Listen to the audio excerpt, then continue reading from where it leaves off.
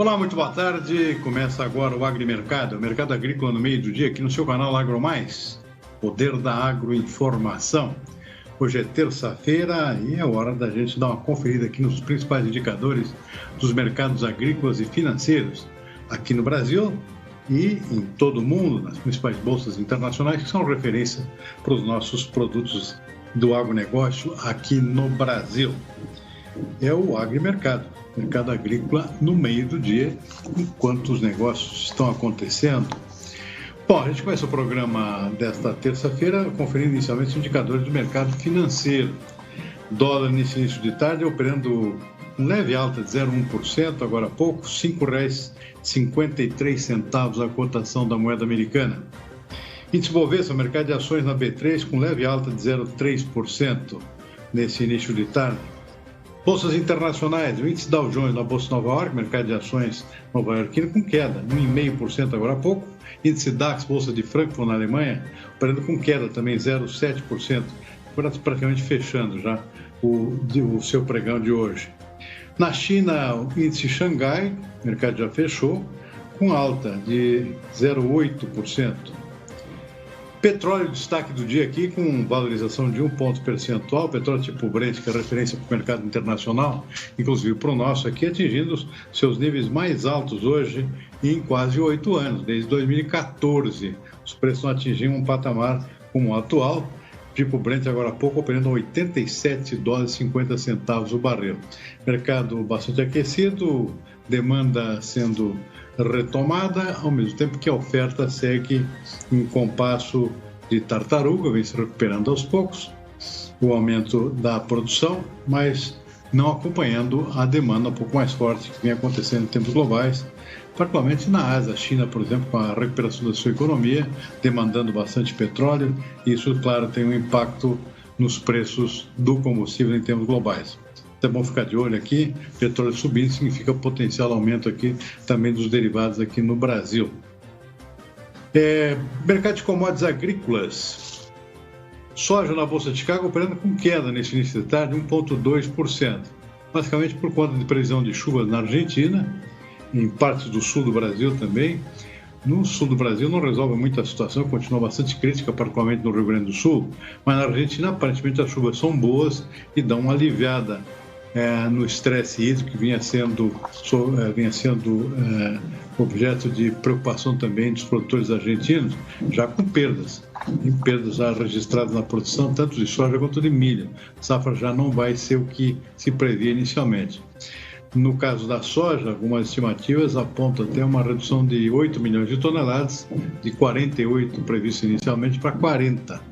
Outras ainda estão em acima um pouco disso, 42, e no milho também. No milho, expectativa na produção já abaixo de 50 milhões de toneladas, expectativa inicial chegava até 56 milhões. Milho também bastante afetado, da mesma forma que aqui no sul do Brasil. De qualquer forma, em função dessa previsão de chuva, soja opera em queda agora em Chicago, nesse início de tarde, 1,2%, como eu disse, e o milho também cai um pouquinho, 0,3%. Na contramão temos o trigo em alta forte, em 2,8%, refletindo boa demanda internacional pelo produto. Isso está dando uma sustentação forte. O trigo sobe 2,8% nesse início de tarde. Arroz operando com alta de 0,3% na Bolsa de Chicago, arroz em casca. Bolsa de Nova York. Destaque aqui no lado positivo para o açúcar subindo fortemente, agora 2,1%. O petróleo está ajudando com um empurrão aqui para esses preços do açúcar também. Por quê? Porque isso favorece a produção de etanol, aqui no caso do Brasil, principal produtor mundial, em detrimento do açúcar, consequentemente o açúcar sobe de preço diante dessa possibilidade. Cacau opera em alta também, 0,3%. Na contramão aqui no lado negativo, agora há pouco estava o algodão, caindo 0,3% na Bolsa de Nova York. Café arábica caindo 0,5%, apesar da estimativa da Conab aqui, que prevê uma safra de ciclo alto, que é desse ano menor do que o normal, mas maior que a do ano passado. O mercado refletiu, pelo menos um momento inicial, negativamente essa estimativa da Conab. A gente vai ver daqui a pouquinho mais detalhes.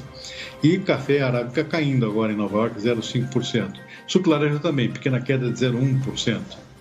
Bom, está aí o retrato do mercado nas bolsas. também o mercado financeiro. Daqui a pouco a gente dá uma conferida também no mercado físico dos principais produtos agrícolas aqui no interior do Brasil, preços ao nível de região produtora.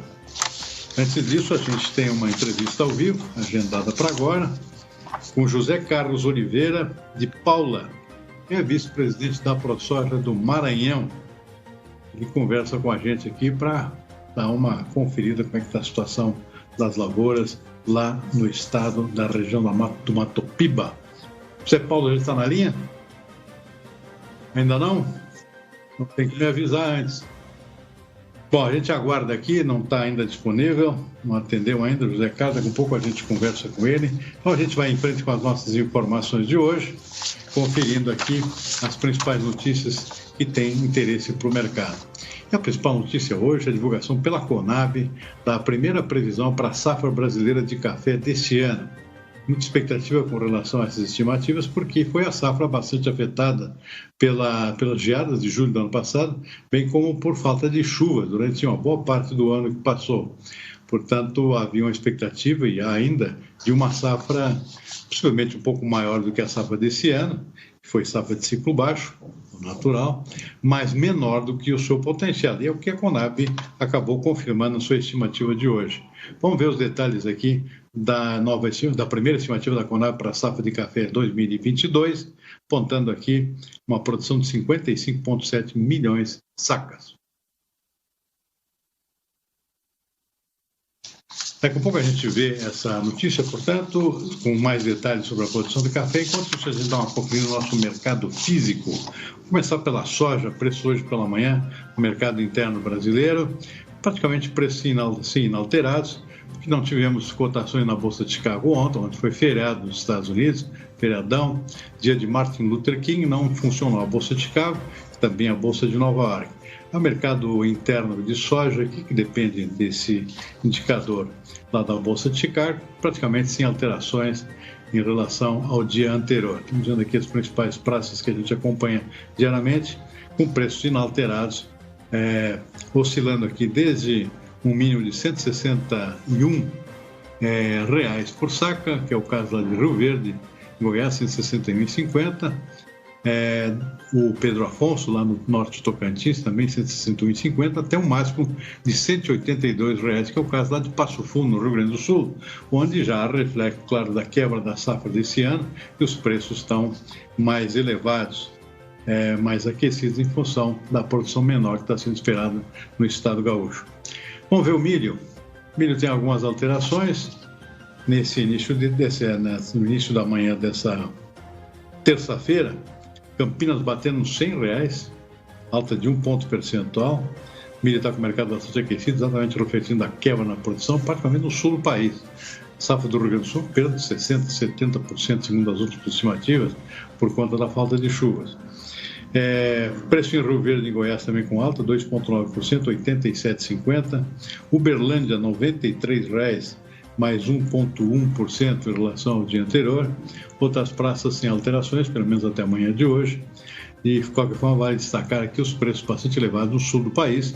É o caso de Carazinho, no Rio Grande do Sul, e Chapecó, em Santa Catarina. Ambos os estados muito prejudicados aqui por falta de chuvas, com preço na faixa dos R$ 98 por saca, se aproximando também dos R$ 100, o que deve acontecer com uma certa brevidade, segundo os indicadores que se tem à mão.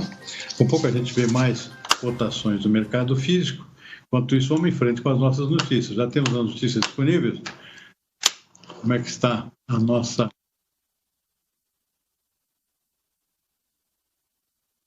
safra de café? Ainda não temos ainda. Bom, ontem à noite eu conversei com o Valdecir Folador, que é presidente da Associação dos Criadores de Suínos do Rio Grande do Sul.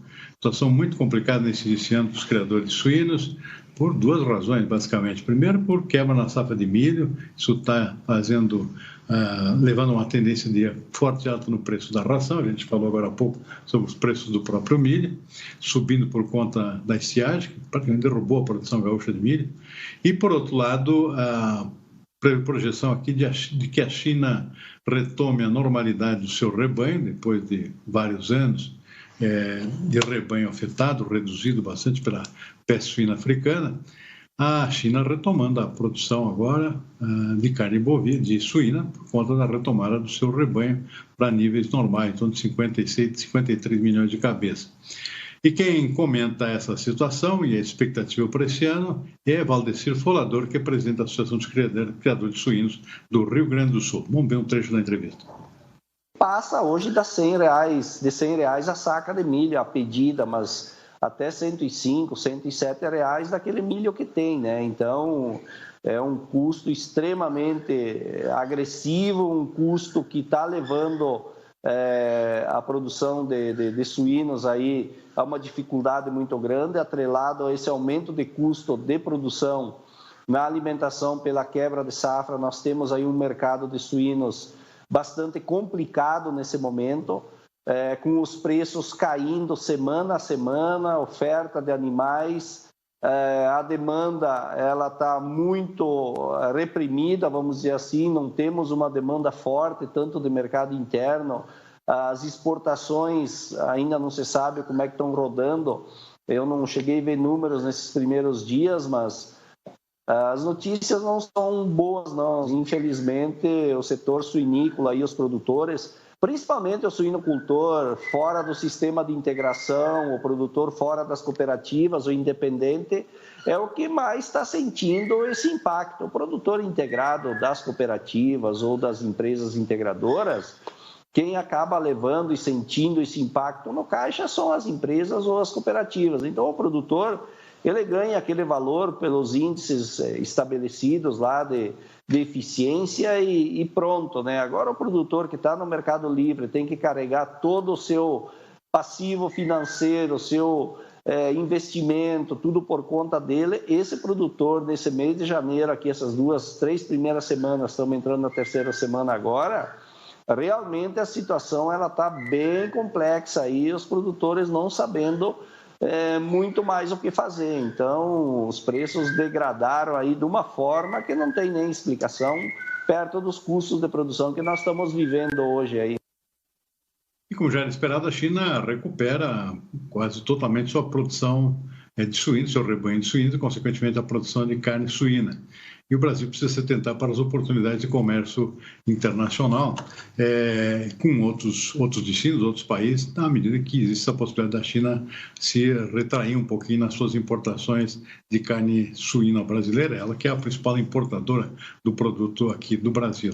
O Valdecir Folador também comentou esse cenário externo para as exportações brasileiras.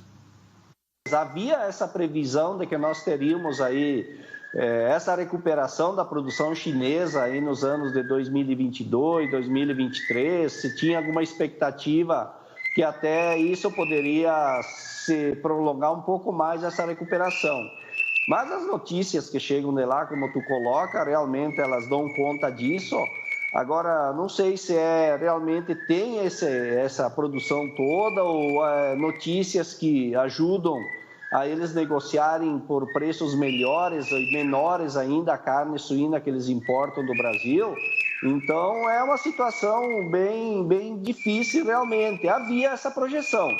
O setor cresceu, se preparou, sempre se falava aos produtores que nós tínhamos que ter um cuidado, ter uma cautela no crescimento, porque nós, os chineses, uma hora iam voltar a produzir. Tinha toda uma expectativa da Rússia com aquela cota de 100 mil toneladas de carne suína para esse ano. Segundo as informações que se teve lá, os valores ofertados pela Rússia para comprar a carne suína são valores muito abaixo da expectativa que se tinha. Então, estamos num mercado globalizado, num mercado livre e com o fator climático aí que ajudou a criar essa tempestade perfeita, vamos dizer assim. E a Conab, conforme antecipei, divulgou hoje sua primeira previsão para a próxima safra brasileira de café, que vai ser colhida a partir da metade desse ano. Uma safra que foi muito prejudicada pelo clima desfavorável desde o ano passado.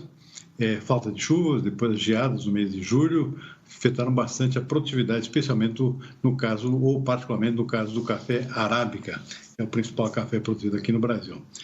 Bom, segundo a Conab, a produção esperada para esse ano, café total, arábica mais conilon, em 55,7 milhões de sacas. Significa um aumento de 16,8% em relação à safra do ano passado, que foi um ano de bienalidade baixa, bienalidade negativa, então já esperava realmente um aumento da produção para esse ano. Bom, o detalhe é que a produção de arábica deve crescer para 23%, para 38,8 milhões de sacas, foi 31,4 no ano passado, e o conilon pode atingir até uma produção recorde de 17 milhões de sacas, um crescimento de 4,1% em relação ao ano passado. O detalhe importante é o comparativo com a última safra normal, que foi a de 2020. Safra que atingiu 63,1 milhões de sacas, foi um recorde, então aí que a comparação faz sentido e não com a safra do ano passado. Nesse sentido, a produção deste ano deve apresentar uma queda aqui de quase 12%, na verdade, em relação a 2020. E no caso particular do arábica, a redução é bem maior, de 20,4%. Em 2020, a produção de arábica foi de 48,7 milhões de sacas. E esse ano se prevê uma produção de apenas 38,8. Então, estamos falando aqui de quase 10 milhões de sacas potencialmente perdidas se fizer essa comparação em relação à safra normal de 2020. Acham alguns analistas ainda que essa previsão da Conab está sendo, de certa forma, um tanto otimista ainda, porque parece que o estrago tenha sido bem maior, pelo menos a expectativa de alguns analistas. Mas é cedo ainda para qualquer assertiva, tanto de um lado quanto de outro. Nós estamos recém em janeiro e café é muito difícil antecipar aqui os dados concretos na produção, especialmente num ano muito complicado como foi esse atual, desse ciclo, por conta dos efeitos climáticos que foram muito desiguais. Em algumas regiões tem lavouras que tiveram perdas totais de café arábica, principalmente no sul de Minas. Em outros casos foram perdas parciais. Tudo isso complica bastante uma estimativa mais acurada. Mas está aí o primeiro número no mercado. O café caiu um pouquinho na Bolsa Nova York nesse momento, mas não reflete ainda no que pode vir a ser a produção real desse ano e, consequentemente, o impacto maior nos preços. É bom lembrar que já em função do que aconteceu no ano passado, o efeito climático, o preço do café já mais que dobraram, né? Do ano passado para cá, por conta da expectativa que teríamos uma safra menor, que efetivamente está se confirmando neste momento. Bom, vamos agora para a nossa entrevista ao vivo. Já está disponível aqui o nosso entrevistado convidado de hoje, que é José Carlos Oliveira de Paula, que é vice-presidente da ProSoja do Maranhão. Muito boa tarde, José Carlos. Obrigado por nos atender aqui no nosso Agrimercado. Bom, conta para a gente está fazendo uma conferência aqui em termos globais, em todo o país, retratando aqui a falta de chuva no sul do país, que é dramática, especialmente no Rio Grande do Sul, não chove de jeito nenhum, e já em outras regiões do país, eu imagino que aí não é muito diferente, e chove até demais. É esse mesmo o caso aí no Maranhão, José Carlos? Muito boa tarde. Boa tarde, é isso mesmo. A coisa aqui no Maranhão está excesso demais de chuva. O pessoal não consegue fazer o pessoal não está conseguindo fazer as aplicações de fungicidas, né? E muito menos ainda o dessecante para que umas áreas já começaram a ser colhidas no Maranhão. Então a chuva pegou bastante, então mais de 30 dias aí com janela e falta de luminosidade nas plantas. Não é só a chuva não, a luminosidade está faltando, o tempo está nublado quase o dia todo. Pois é, Carlos, como é que foi? Houve aumento de área de plantio? Como é que foi o início dessa safra aí no Maranhão? Um aumento aí de 4%. 1.120.000 hectares o Maranhão está plantando de soja esse ano, nessa safra, né? Uhum. Bom, e aí os problemas climáticos começaram cedo, já tem chovido demais. Você tem ainda uma expectativa de boa produção, aumento da produção, ou já se fala em produtividade menor? Qual é o cenário aí? Já temos perca. Quando começou a colheita aqui, uma estimativa já... o próprio produtor com os talhões, né, conforme ele vinha fazendo seus tratos culturais, já teve percas aí de 10% já em alguns talhões. O pouco que está colhido é 5%, aí uns 50.000 hectares já dentro do estado, mais uma perca de 10% já nessas primeiras colheitas. Quais são as áreas mais atingidas? É o sul do Maranhão, que é a principal área produtora aí, ou lá para cima também, aquelas regiões mais lá perto do litoral também foram atingidas? Todo o Maranhão está atingido. Nunca vimos como foi plantado mais cedo aqui no sul, né, ele acaba sendo mais atingido, mas é no Maranhão todinho essas chuvas, esse excesso de chuvas. Aqui causa problema porque é o começo da colheita, né? Então, a maioria das sojas foi plantada de 1º a 10 de outubro. E agora é o início da colheita para quem faz safrinha. Então, nós estamos com problema de produto, herbicida para dessecar, mas também temos excesso de chuva que não nos deixa dessecar. E o pior que isso, vai acabar perdendo mais sabor ainda no chão, né, do que propriamente no transporte, na logística aí. Zé Carlos, parece que a situação é meio generalizada, né? No Mato Piba, no Tocantins, já vi falar também que choveu demais, eu acho que o oeste da Bahia também, Piauí, não sei como é que está, parece que é uma coisa meio generalizada, né? Você tem notícia dos vizinhos aí, não? Sim, nós estamos preocupados também com os vizinhos, né? Tem um excesso demais, principalmente na Bahia, está acabando estragando mais. Tocantins piora um pouco dentro dessa região ali do Formoso, Araguaia. Né? Então é complicado. Todos os estados aqui, alguma coisa até favoreceu até um pouquinho o Pará. Começou a chover um pouquinho menos e aí o pessoal antecipou suas lavouras lá. Mas no geral o Mato Piba aqui sofreu muito com excesso de chuva. Mudando um pouquinho aqui da questão da lavoura, por questão do mercado, tem muita coisa que já tinha sido vendida na frente em termos de soja? 45% mais ou menos dessa soja foi vendida. Por quê? O pessoal vendeu porque precisava plantar, fazer a troca de barter, né? Senão não tem dinheiro. Pouco dinheiro dentro do mercado financeiro, quer dizer, os bancos, mas as trades acabam forçando a você fazer uma venda antecipada para poder pegar o dinheiro. Então, a troca de mercadorias. O pessoal está muito preocupado com a próxima safra isso no Brasil todo por conta de custo de produção, né? Imagino que aí não seja muito diferente, né? Não seja muito diferente. Fertilizante explodiu de preço, isso tudo vai afetar principalmente agora a safra seguinte. A atual talvez não tanto, né? Mas a próxima vai ter um custo bem alto. Como é que vocês estão vendo isso aí? Nós tivemos uma alta muito grande já nessa safra, 21 e 22. Né? Então, porque, como diz, é uma fronteira, quer dizer, não é mais fronteira, mas a gente acaba comprando alguns produtos depois. Então, quem começou a comprar lá no Paraná e Rio Grande do Sul, compraram um ano antecedente. Nós aqui são de 6 a 8 meses que a gente começa a fazer os tratos e as compras. Só que nisso acabou demorando mais ainda a entrega dos produtos. Então, para garantir um produto, a gente teve muito cancelamento de pedidos, mas a gente teve para garantir, a gente tem que pagar o preço atual. Então, foi um mercado totalmente, acabamos pagando um custo bem mais alto aqui, para não ter problema nesse próprio plantio, né? Inclusive no caso de herbicidas. Herbicida subiu demais aqui, são 3 detentoras só desse produto, né? Então a gente acabou onerando mais ainda nossos custos. Sem falar no óleo diesel, quando começamos a plantar, a lavoura era R$5, hoje a última compra foi R$5,79, quase R$6. Então é totalmente uma coisa desproporcional. Mas a safra que vem ainda nos preocupa, porque há uma falta muito grande, até no caso dos fertilizantes. Né? Então, a procura aqui está sendo bastante para já garantir o produto, mas, como diz o outro, a gente está com a pulga atrás da orelha. Você acaba comprando de algumas empresas e eles não acabam cumprindo os contratos. É bem diferente do produtor, que ainda acaba pagando um achaute se ele não entregar soja. E se a indústria não entregar teu adubo, teu fertilizante, fica por isso mesmo e você acaba ficando com o passarinho na mão, né? Ele voa e você não tem a empresa não tem responsabilidade nenhuma para ressarcir ou te entregar um adubo na hora certa ou qualquer outro produto. Realmente situação muito complicada. Zé Carlos, para finalizar, você falou que já começou a colheita aí, mas é pouca coisa por enquanto, né?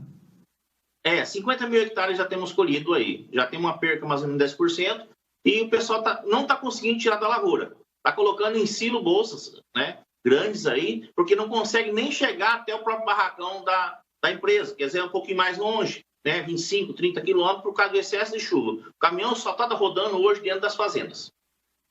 Eu vi uma previsão hoje, não lembro aonde, aí que está prevendo mais chuvas aí para o Maranhão, hein? Nós temos aí uma previsão de 15 dias de chuvas ainda, né? Então é preocupante quem está querendo tirar, porque já quer entrar com a nova safrinha, a safrinha de milho, ou principalmente ainda algumas empresas aqui, que é a Parnaíba e o Grupo Praneste, eles querem entrar com algodão. Então, tá complicado. Eles poderiam entrar. Não entra, não. Mandar um pouco dessa chuva lá para os gaúchos. Lá a situação é o contrário, né? Não chove nada. Nós temos nosso amigo... nós temos nossos amigos lá do sul, principalmente seu Décio lá, Toda hora liga para nós, aí estamos nos grupos aí, manda chuva, mas se nós pudesse dividir essa chuva aí, né? Mas o excesso é muito grande.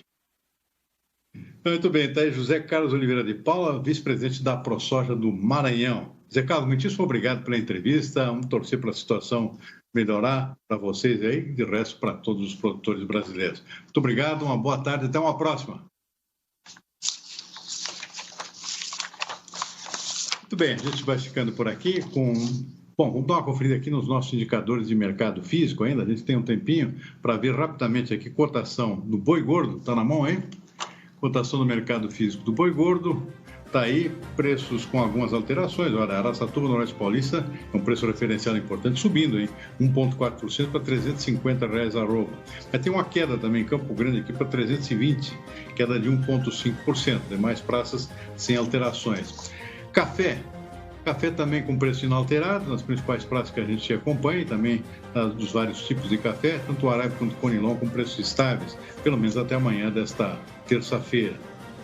Arroz, preços do arroz com oscilações aqui para cima, no caso do sul do país, altas de 0,2% até 0,3%, já em Sinop, lá no norte do Mato Grosso, uma correção aqui, nesse caso, para baixo, correção de menos 9,4%. Para finalizar, temos aqui o algodão ainda, algodão com preços em alta, mais 0,1% a 0,2%. Estou vendo aqui Rondonópolis, R$ 6,55 por libra-peso.